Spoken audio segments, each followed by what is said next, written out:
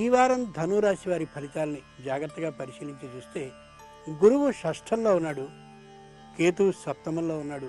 కాబట్టి అనవసరమైన ఆందోళన, గృహ నిర్మాణంలో జాప్యం, కుటుంబంలో అశాంతి కలిగే అవకాశం బాగా కనిపిస్తుంది. మూలా నక్షత్ర జాతకులకి తెలియనటువంటి పిరికితనం, తెలియనటువంటి ఆందోళన నిత్యము విన్నాడేటటువంటి అవకాశం కనిపిస్తుంది. పూర్వాషాఢ నక్షత్ర జాతకులు ప్రేమ విషయంలో సంపూర్ణంగా విఫలులవుతారు. అయితే అది వాళ్ళకి బాగా యోగిస్తుంది అనే విషయాన్ని ఎప్పుడూ మర్చిపోవద్దు. ఉత్తరాషాఢ నక్షత్ర జాతకులు స్వయంగా తమకి తాము ఎంతైతే కృషిని ఈ వారం చేసుకోగలుగుతారో అంత ఫలితాన్ని సాధించబోతారు అనే విషయాన్ని గుర్తుంచుకోవాలి. దైవపరంగా అన్నట్లయితే శ్రీ విష్ణు సహస్రనామాలని రోజుకి ఒక్కమారైనా పఠించుకోవడం చాలా మంచిది. దానపరంగా అయినట్లయితే బూడిద గుమ్మడికాయ అంటారే, స్వయంగా వడియాలు పెట్టుకునే గుమ్మడికాయ, దాన్ని యోగ్యుడైనటువంటి బ్రాహ్మణునికి దానం చేయడం చాలా ఉత్తమం.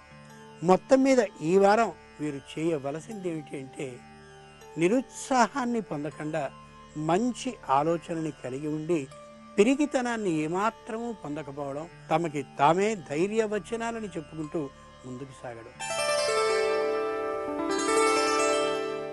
ఈ వారం మకర రాశి వారి ఫలితాలని పరిశీలించి చూస్తే గురువు పంచమంలోనూ, రాహు దశమంలోనూ ఉన్నాడు. కాబట్టి పనులన్నీ నత్తనడకని మాత్రమే నడుస్తూ ఉంటాయి. ఉత్తరాషాఢ నక్షత్ర జాతకులు ఏ పనిని ప్రారంభించినా వెనక్కి వస్తోందని ఏమాత్రమూ నిరుత్సాహపడకుండా స్థలాలకి సంబంధించిన, భూములకి సంబంధించిన కొనుగోళ్లకి ప్రయత్నాన్ని మాత్రం మానకుండా చేసుకుంటూ ఉండొచ్చు. శ్రవణ నక్షత్రం వాళ్ళు ముఖ్యంగా తాము చేస్తున్న వ్యాపారాన్ని కట్టివేయకపోవడం చాలా చాలా మంచిది.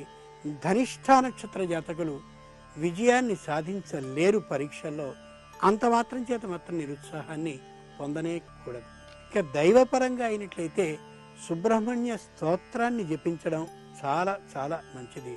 దానపరంగా అయినట్లయితే యథార్థమైన అన్న అవసరం ఉన్నటువంటి వారికి కొందరికి భోజనాన్ని పెట్టడం చాలా ఉత్తమమైనటువంటిది.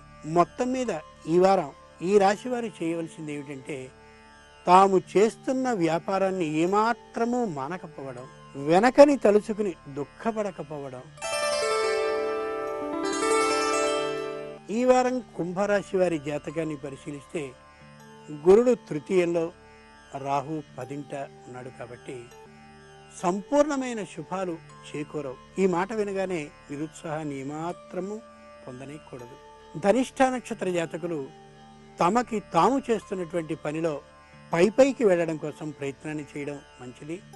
శతభిష నక్షత్ర జాతకులు క్రొత్తమైనటువంటి ఉద్యోగ వ్యాపార ప్రయత్నాలకి మెల్లమెల్లగా అడుగులు వేయడానికి ఇది అనుకూలమైనటువంటి కాలమే.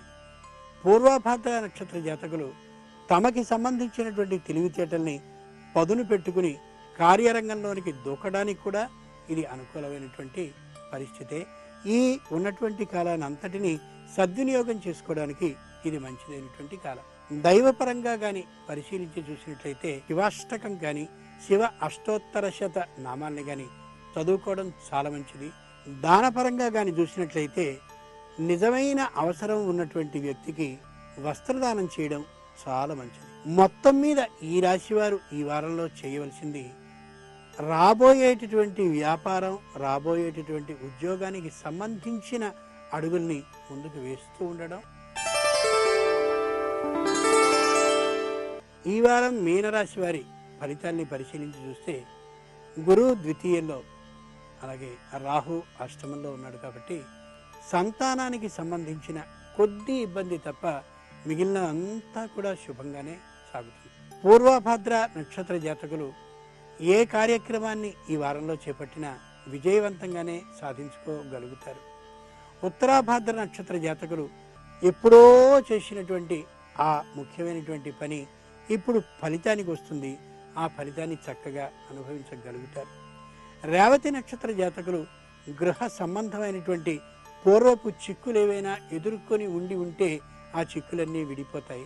సంతానానికి సంబంధించిన ఆరోగ్యం మాత్రం కొద్దిగా చికాకుని కలిగించవచ్చు ఈ వారంలో. దైవపరంగా అయినట్లయితే సత్యనారాయణ స్వామి వ్రతాన్ని ఇంట్లో కుటుంబ సభ్యులంతా కలిసి చేసుకోవడం చాలా మంచిది.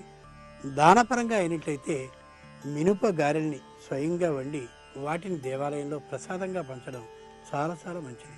మొత్తం మీద ఈ రాశి వారు ఈ వారంలో చేయవలసింది ఏమిటంటే ధైర్యంగా సంతోషంగా ఉండే కార్యాన్ని ముందుకు సాగించుకుంటూ ఉండడం, ఏమాత్రము వెనక్కి చూస్తూ ఉండకపోవడం, అంతేకాక మిత్రుల యొక్క సలహాలని సూచనని స్వీకరించుకుంటూ తమదైనటువంటి నిర్ణయాన్ని మాత్రం అమల్లో పెట్టుకోవడం.